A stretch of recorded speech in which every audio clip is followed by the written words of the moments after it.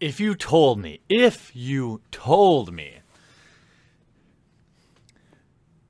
that Jeff Hoogland would say something stupid on Twitter, I would say, is it a day that ends in Y? As I tip over in my broken chair. If you saw my video the other day about a terrible article on Channel Fireball written by what can only be assumed is a far left fake gamer,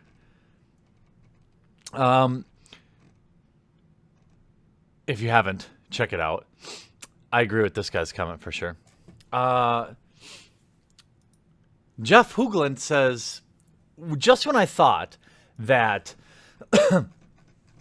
Brian DeMars may have had probably one of the least hot takes ever, Jeff Hoogland says, hold my beer.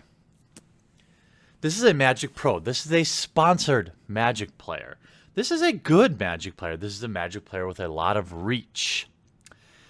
Saying, would be sweet, and then he adds Wizards Magic, if Wizards Magic took a hard line on rude speech. So now it's not even hate speech or telling someone to kill themselves or calling someone a naughty word. He wants, if you use free speech, he wants you banned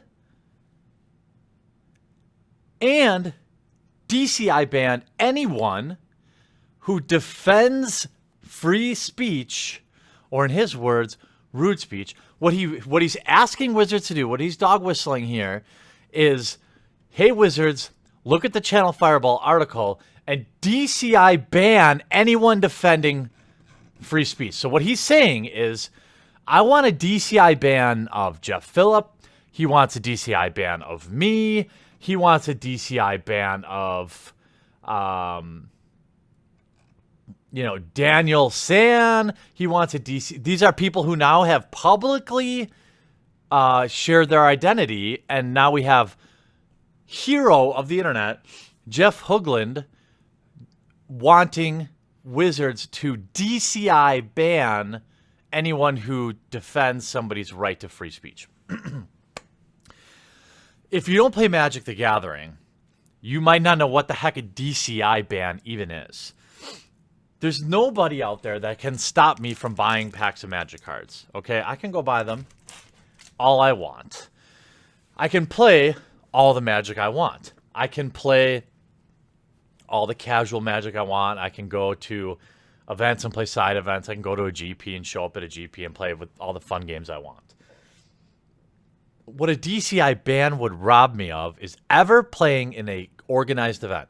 That means Friday Night Magic. That means attending a Grand Prix. That means barring somebody from ever having a chance to be a professional Magic player.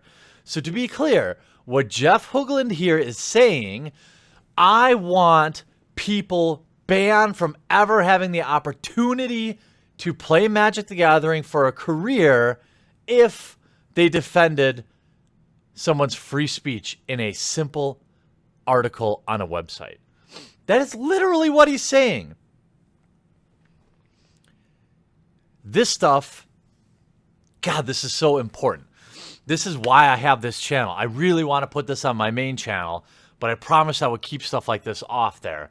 But guys and girls and whatever, you have to understand that this is how people who have influence at a major, a $500 million corporation, they listen to this guy, okay?